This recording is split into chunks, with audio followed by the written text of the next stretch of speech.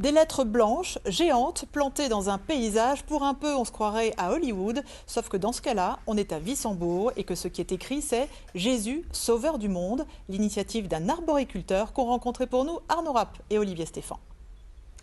Un petit air d'Hollywood flotte sur les hauteurs de Rothes, à 2 pas de Wissembourg. Il faut le voir pour le croire.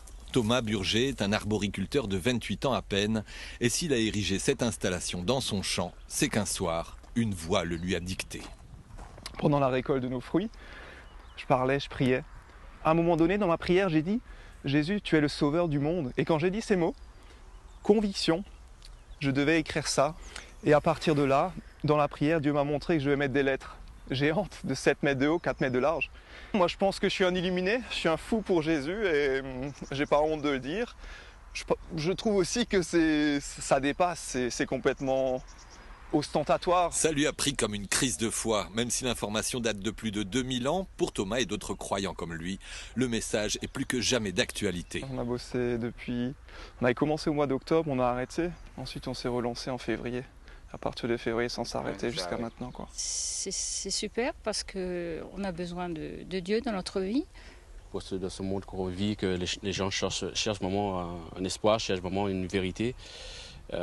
C'est très rare et je trouve vraiment ce qu'il fait, vraiment, c'est vraiment très bien. La bannière lui aura coûté plus de 2000 €. De la toile d'arboriculteur, des poteaux de 10 mètres de haut et la matière utilisée pour former les lettres est également le fruit d'une révélation dans son verger.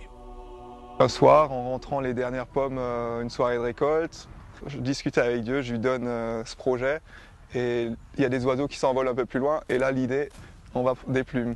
Croyant, pratiquant, protestant et soutenu par bon nombre de fidèles, Thomas peut compter sur le soutien des autorités religieuses locales. Tous ceux qui l'ont vu, j'espère que ça les fasse réfléchir et peut-être tourner leur regard vers Jésus, sauveur du monde. Aucune plainte pour l'instant en gendarmerie, mais une vingtaine de réclamations enregistrées en mairie de Rothes.